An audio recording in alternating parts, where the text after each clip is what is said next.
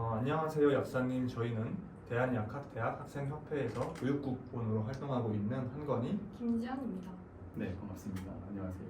저는 정상원 약사라고 합니다. 이렇게 또 바쁘신 와중에 촬영에 흔쾌히 수락해 주셔서 정말 감사합니다.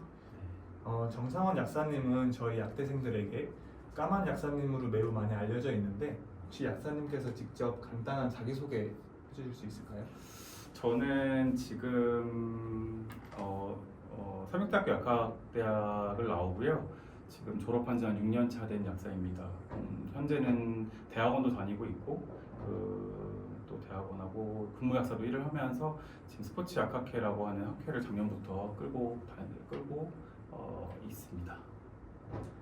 약사님께서는 정말 많은 일들을 하고 계시는군요. 약사님께서는 약대생 시절부터 정말 많은 활동을 하셨다고 하셨는데 대학 시절 가장 인상 깊었던 학생 활동은 무엇이 있었을까요? 활동은 되게 정말 다양하게 많이 한 것 같은데 저는 가장 뭐라 그럴까 지금 하는 활동의 그 원동력이 됐다라고 생각하는 것은 학생회 활동이었던 것 같아요. 제가 삼육대 앞에 다닐 때도 학생회도 했었고 부회장, 학회장 이렇게 쭉 올라가면서 저때 이제 전약협이어서 전약협 활동을 할 때 이제 그런 좀 리더십 같은 거 좀 많이 배웠던 것 같고, 그리고 어떤 되게 사익이 아니라 어떤 가치에 대해서 같이 고민하고 또 약대생들 전체에 대한 공익에 대해서 같이 고민할 수 있는 기회가 있다 보니까 졸업을 하고 나서도 지금 하고 있는 일도 결과적으로 전체 약사한테 좀 공익이 되는 일이 되는데 도움이 된 것 같아서 저는 되게 그게 인상 깊었고 즐거웠던 기억 같습니다. 네, 정상원 약사님과 같은 선배를 둔 학교 학생들은 굉장히 부럽겠네요. 현재 정상원 약사님은 스포츠 약학회 대표로 활동을 하고 계신데 혹시 스포츠 약사에 대해서 저희들에게 간단하게 설명해 주실 수 있을까요? 네, 일단은 스포츠 약사를 이제 보통 얘기를 하면 운동을 되게 좋아하는 약사님 또는 되게 액티브한 약사 이렇게 생각을 하실 수 있을 것 같아요. 근데 저는 이제 사실 그게 용어가 준 약간 오해일 수도 있다고 생각을 하고 또 신선한 이미지라고 생각도 하긴 하는데요. 사실 저가 개인적으로 정의하는 스포츠 약사는 운동선수랑 약국의 좀 가교 역할을 하는 게 아닐까라고 생각을 합니다. 그러니까 운동선수라는 직군 자체가, 그러니까 이 고객군 자체가 일반인들에 비해서 훨씬 더 약의 복용량이 많기 때문에 그 약의 복용량에 많다는 것, 즉 약국과 약사를 만날 기회가 많다는 거고, 그래서 결국 우리 같은 직업군이 필요하겠다는 생각을 많이 했습니다. 그들을 그냥 일반 손님, 일반 환자처럼 치부하는 게 아니라 그들을 좀 특정 환자군으로 정의하고 상담하는 게 어떨까라는 생각을 좀 하게 됐고요. 사실 신체 활동을 많이 하는 약사님들이 보통 이런 거에 대한 관심이 많기 때문에 사실 좀 중의적인 의미로 운동하는 약사님과 더불어서 이제 스포츠인을 대상으로 좀 전문적 상담을 하는 직군을 저는 스포츠 약사로 정의하고 있습니다. 혹시 약사님께서는 언제부터 스포츠 약학이라는 분야에 흥미를 갖게 되셨는지도 궁금합니다. 설명을 좀 드리자면 일단 스포츠 약학이라는 전공이 따로 있거나 이런 건 아니기 때문에 그냥 이 분야에 대한 관심이 어떻게 생겼는지 좀 설명을 드리고 싶은데요. 저는 이제 졸업을 하고 나서 얼마 안 되고 나서 바로 코로나 팬데믹 시기를 겪은 신인규 약사 시즌을 보냈습니다. 그 당시에 정말 약국이 너무너무 바쁘기도 했고요. 그리고 또 많은 사람들이 약국으로 왔습니다. 아무래도 마스크를 받으러 와야 했으니까. 근데 그 과정에서 되게 현타가 좀 많이 왔던 것 같아요. 그러니까 왜냐하면 환자들이 약국에 대한 인지도 굉장히 낮다는 거를 체감할 수 있는 기회였고, 그리고 약사라는 직업에 대해서도 좀 되게 좀 좋지 않게 인식하고 있다는 걸 좀 많이 느꼈던 것 같습니다. 그래서 제가 그 당시 때 되게 허탈감도 많이 왔고, 그때가 2년 차인가 그때였었는데 약사를 그만두고 싶을 정도로 좀 느낌이 되게 불편한 느낌으로 약국 생활을 계속했는데요.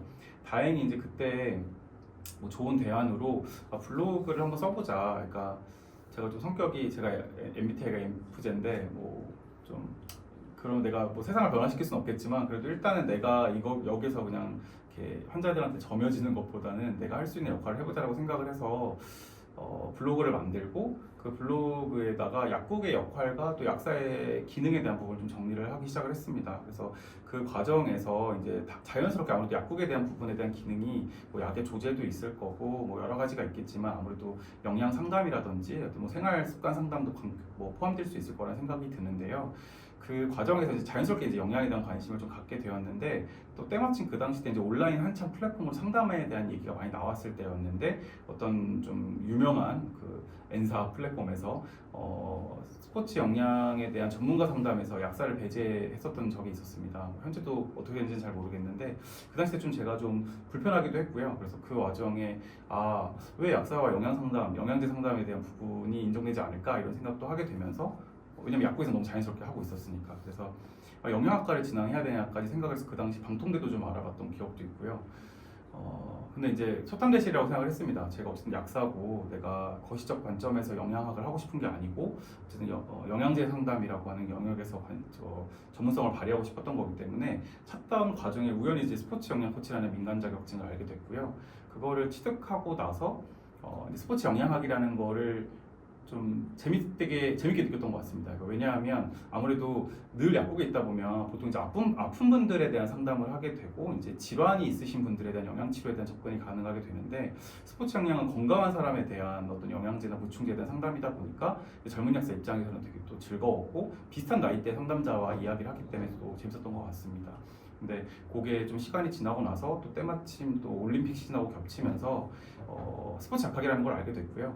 그 스포츠 영양학과 스포츠 약학이라는 거에 대해서 이제 제가 이렇게 관망을 했을 때 이걸 융합해야 되는 게 아닐까라는 생각이 좀 들었습니다. 아무래도 스포츠 약학이라는 건 도핑으로 약간 조금 집중되어 있고 스포츠 영양학은 약사가 다룰 수 있는 영역을 좀 넘는 영양학을 포함하고 있었기 때문에 이 부분을 좀 절충할 수 있는 부분으로 좀 어떤 영역이 확보가 된다면 좋겠다라고 생각을 해서 초창기에는 이제 스포츠 영양 약학이라는 이름으로 사실은 활동을 조금 했었고요. 그 다음부터는 이제 스포츠 약학이라는 이름에 스스로 이제 제가 이제 마음대로 이제 확장된 정의라는 개념을 붙여서 요걸 좀 엮어보자라고 생각을 좀 했었습니다.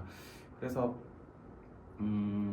저는 이 영역에 대해서는 그런 어떤 히스토리가 있다 보니까 제가 뭐 겉으로 보기 아무래도 피부색도 좀 까만 편이고 좀 얼굴이 이제 운동하게 생긴 얼굴이라 엄청 운동을 좋아해가지고 이걸 했다라고 생각하는 경우도 많은데요. 사실 엄청 그렇게 운동을 좋아하는 편은 아니고 결국에는 약사의 역할에 대한 여러 가지 저의 고민 중 하나로 지금 여기까지 온 거라고 생각해 주시면 될 것 같아요. 약사님께서는 스포츠 약학회 회장으로 활동을 하시면서 가장 보람 있었던 일 혹은 인상 깊었던 경험이 무엇이었는지도 궁금합니다. 네, 아무래도요.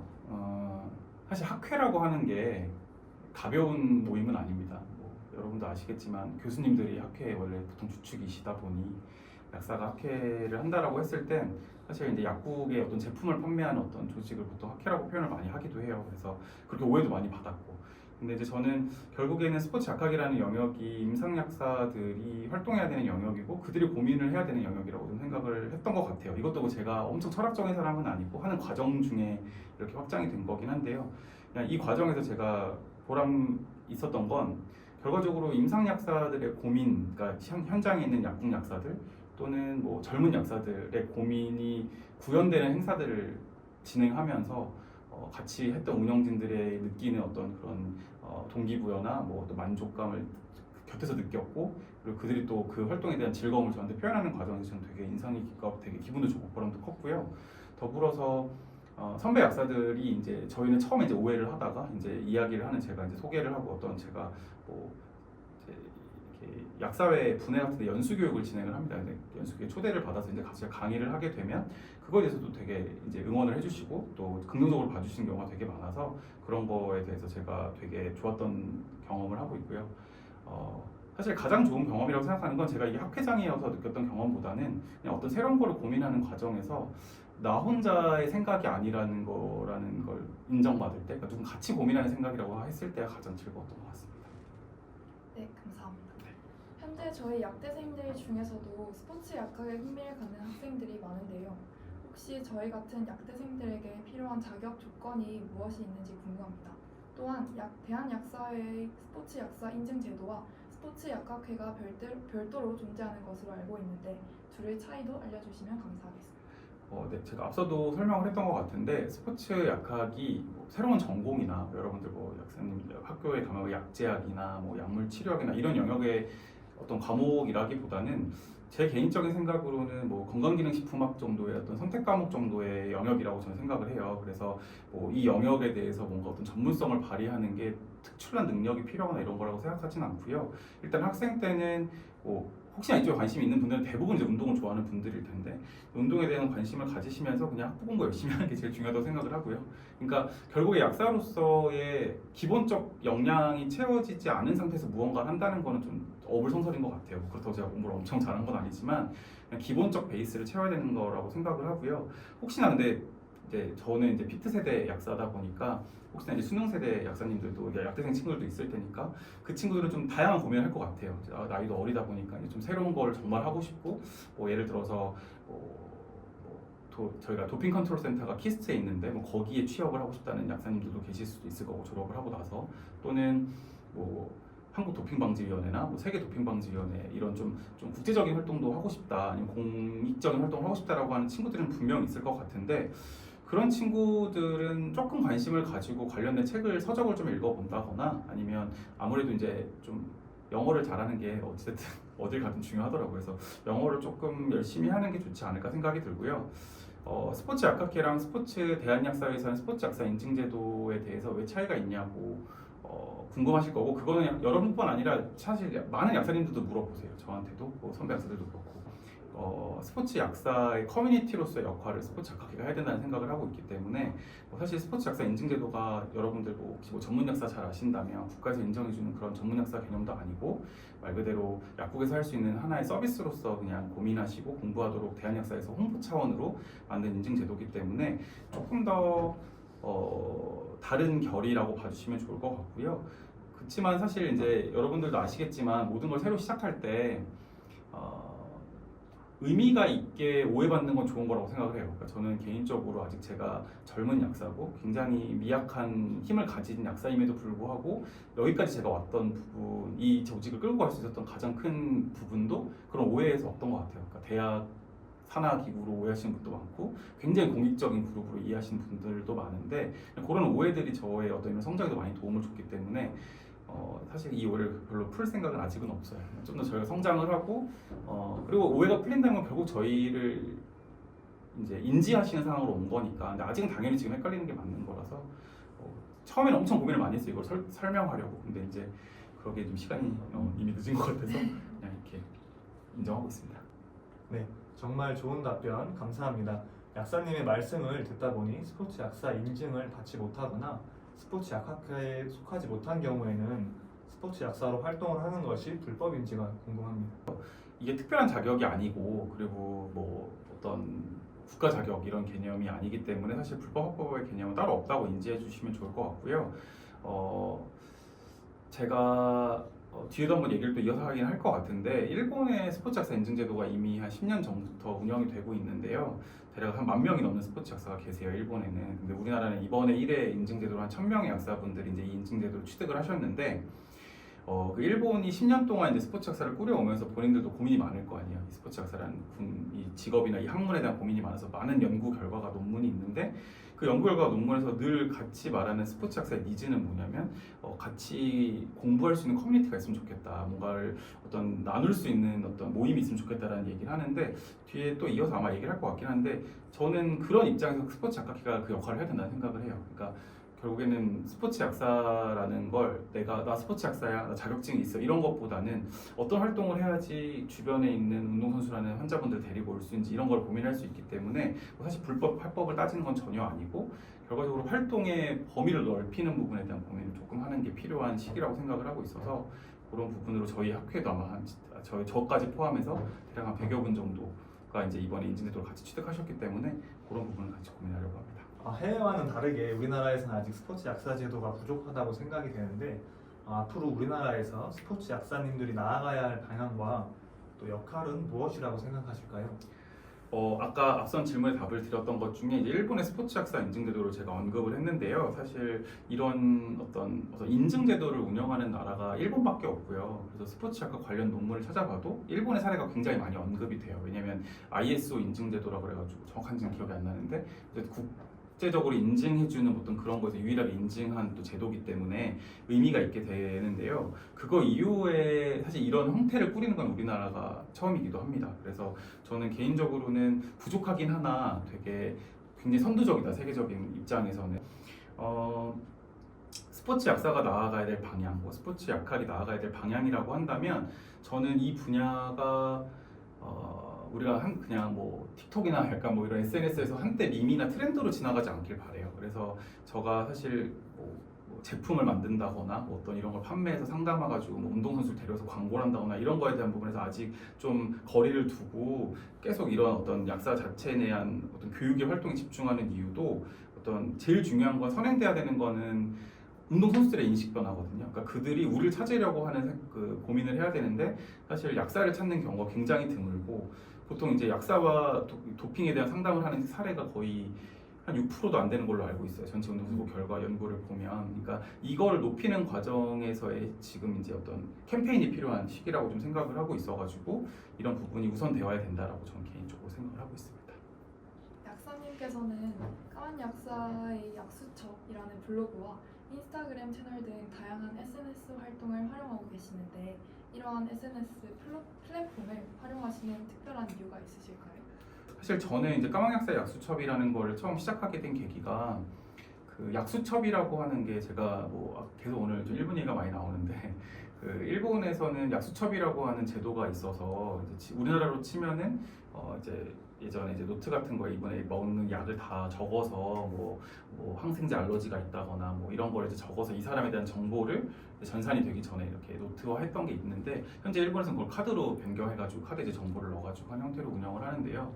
저는 이제 그거에 좀 착안을 해서 사실 만들었던 거긴 합니다. 그러니까 결국에는 내가 약사고 이 블로그를 통해서 어떤 약에 대한 정보를 줄 테니 여기서 이제 약수첩으로서 활용해라 약간 이런 목적으로 사용을 했던 거였는데요. 그 과정에서 왜 플랫폼을 썼냐? 그냥 뭐 아이폰 메모에다 쓰든지 뭐 이럴 수도 있는데 뭐 공책에 쓰든지.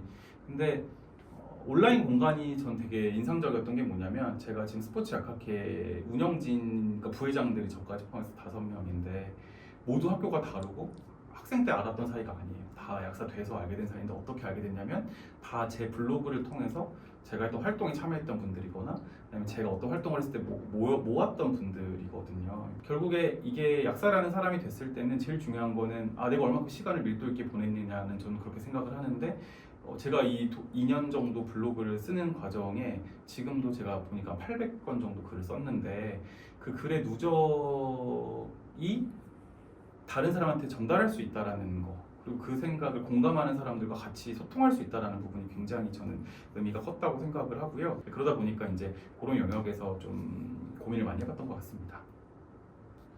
약사님께서는 평소 약사 리브랜딩이라는 개념을 중시한다고 알고 있는데 이 부분이 저희 약대생들에게 좀 생소한 부분이기도 합니다. 혹시 약사님께서 약사 리브랜딩에 대한 개념을 저희들에게 간단한 설명을 해주시고 또 저희 약대생들이 학교를 다닐 때 이런 약사 직능 확대를 위해서 어떠한 점을 고려하면서 학교 생활을 하면 좋을지도 같이 말씀을 해주시면 감사하겠습니다. 보시는 분들도 인지를 하시겠지만 제가 이 밑에 걸 좀 읽고 있긴 한데 제가 적은 글이긴 한데 제가 이거는 조금 잊혀지면 안 되는 메시지가 좀 많아서 이건 조금 보면서 읽어드리면 좋을 것 같은데요. 사실 이제 제가 왜 리브랜딩이라는 말을 썼냐, 리는 뭐 다시 브랜딩 하자라는 의미인데 저는 약사가 사실 여러분들도 이미 브랜딩이 되어 있기 때문에 약대 진학을 했다고 생각을 해요. 내가 약사라는 이미지, 약대라는 이미지에 대한 게 분명히 있기 때문에 내가 여기를 진학했을 건데 그게 전문성일 수도 있고 뭐 직업적 안정성일 수도 있고 아니면 뭐 부모님이 약사여서일 수도 있고 뭐 다양한 어떤 여러 가지 고민이 있었을 거라고 생각을 하는데요.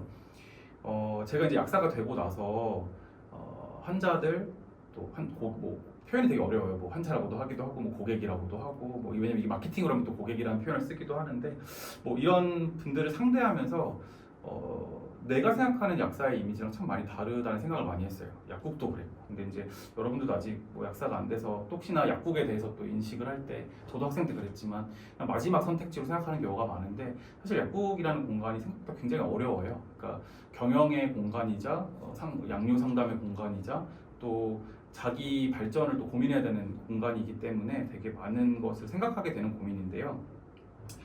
아까 말씀드린 것처럼 약사들에 대한 인식에 대한 제가 스스로 약간 현타를 받으면서 이게 결국 제일 중요한 건 내가 잘나지는 게 리브랜딩이라는 의미보다는 상대 인식을 좀 바꿔주는 게 필요하다는 생각을 했습니다. 결국에 환자의 인식에서 약사가 필요한 직업이고 중요한 직업이고, 그러니까 우리가 약사는 약의 전문가입니다 이렇게 말을 하는 게 우리의 메아리가 돼서는 안 되거든요. 그러니까 그들이 우리를 찾아와야 되고 그들이 우리를 필요로 해야 되는데, 그러려면 다양한 약사의 형태가 필요하다라는 생각을 좀 했습니다. 왜냐하면 뭐 여러분 혹시 아실 거라고 생각하는데, 관심 있는 분들 WHO에서 약사를 설명할 때 세븐스타즈, 나인스타즈 이래가지고 뭐 여러 가지 필요한 지점을 설명을 합니다. 뭐 교육자이기도 해야 되고 경영자이기도 해야 되고 평생 교육자이기도, 평생 학습자이기도 해야 되고 뭐 이런 여러 가지 영역이 있는데, 저는 그런 걸 다 소화할 수 없다고 생각해요, 개인적으로. 그래서 결국 약사는 개개인의 성격도 다 다르고 가진 환경도 다르기 때문에 그 안에서 고민을 하고 그 고민에 대한 거를 이제 발휘하는 게 되게 중요하다고 생각을 해요. 그래서 저는 그 과정에서 찾은 게 이제 스포츠 약학이라는 키워드였던 것 같고, 그 스포츠 약학이라는 키워드를 통해서 환자들로 하여금, 또 저는 이제 어쨌든 운동선수를 일단 지금 고민하고 있는데, 그들이 약사라는 직업과 상담하고 싶고 약사라는 직업과 이야기를 해야 내가 좀 더 안전하게 약을 복용할 수 있다는 인식을 하는 게 제 역할이라고 생각을 하고 있습니다.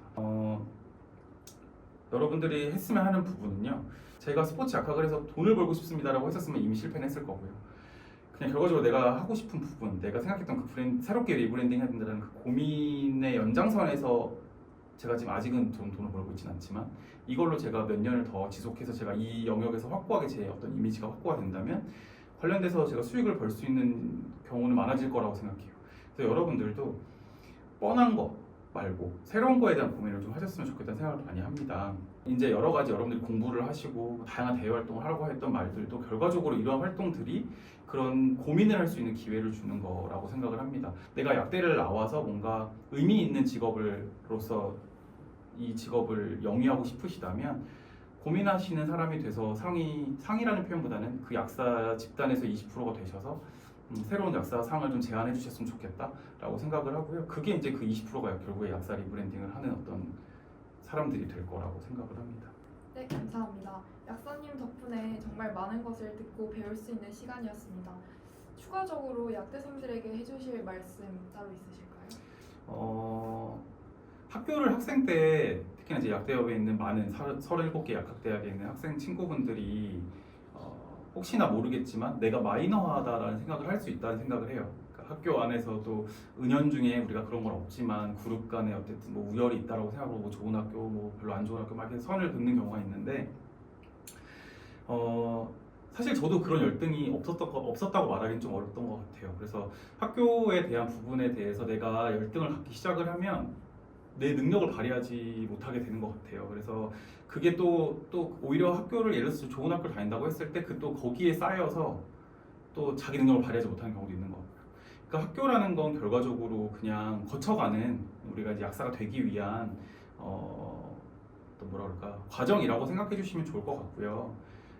부질없다라고 말씀드리고 싶어요. 그러니까 뭐 내가 지방에 있어서, 뭐 내가 작은 학교를 다녀서, 별로 유명하지 않은 학교를 다녀서라는 생각보다는 내가 졸업을 하면 약사가 될 거고, 지금 대략 한 8만 약사가 있고, 내가 그냥 8만 몇 번째 약사가 될 건지, 아니면 내가 그 8만 명의 약사들한테 무언가 메시지를 줄 수 있는 약사가 될 건지, 를 선택하는 건 고민이 필요하다는 얘기를 꼭 하고 싶고요. 근데 고민을 하려면 어떻게 해야 되냐면 경험을 해야 되는데, 그럼 경험은 또 어떻게 해야 되냐? 여행 가는 거 너무 좋아요. 사실 저도 여행을 뭐 안 가본 건 아니지만 대활동 워낙 많이 해서 길게 가본 적은 없지만 유럽 여행을 간다, 뭐 갈 수 있죠. 저도 가봤던 것 같은데, 유럽 여행을 가도 고민해 볼 수 있는 곳을 가는 게 좋겠다. 뭐 약국을 가본다든지, 아니면 뭐 조금 알아봐서 내가 가는 여행지 근처에 있는 학교 약대를 한번 가본다든지, 여긴 이렇게 하는구나, 아니면 뭐 어떤 약학 수업을 하는지도 한번 공부해서 찾아볼 수도 있는 거고. 그러니까 결과적으로 경험을 유의미하게 만드는 건 나의 고민이거든요. 그러니까 여행을 가지 말라는 소리는 아니고요. 그러니까 여행을 가는 친구들은 그런 고민을 해봤으면 좋겠고, 나는 진짜 다양한 대외 활동을 하고 싶어라고 한다면 대외 활동의 양에 고민하는 것보다 질에 고민해 보셨으면 좋겠어요. 내가 어떤 활동을 할 때 여기서 만난 사람들, 그리고 읽는 또 그걸 통해서 알게 된 여러 가지 정보들을 정리하는 작업이 꼭 필요하고, 그 정리만 하는 게 아니라 그거에 대한 내 생각을 적는 게 되게 중요하다. 그래서 저는 여러분들이 결과적으로 아까 말했던 1번은 학교가 여러분 포장지가 아니라는 말씀을 꼭 하고 싶고, 그리고 두 번째는 고민하기 위해서는 경험의 필요성이 되게 좋은데 유의미한 경험을 하셨으면 좋겠다라고 말하고 싶고요. 마지막으로는 제가 사실 이런 말하기는 좀 학생 때는 안 해봐서 할 말은 아니지만 독서를 꼭 하셨으면 좋겠어요. 그러니까 책을 읽는 행위는 되게 중요해요. 그러니까 그냥 뭘 사서 읽지 말고요. 그냥 눈앞에 있는 책에 돌아다니는 책 아무거나 집어서 읽으시고요. 읽으시면서 꼭 메모하시고 생각하시는 시간을 갖고, 그리고 다양한 대외 활동을 하면서 에너지를 소진시킨다는 생각보다는 여기서 무언가를 내가 얻어서 새로운 고민을 할 수 있는 어떤 에너지원으로 생각을 하시는 게 좀 필요하겠다라는 말씀을 꼭 드리고 싶습니다.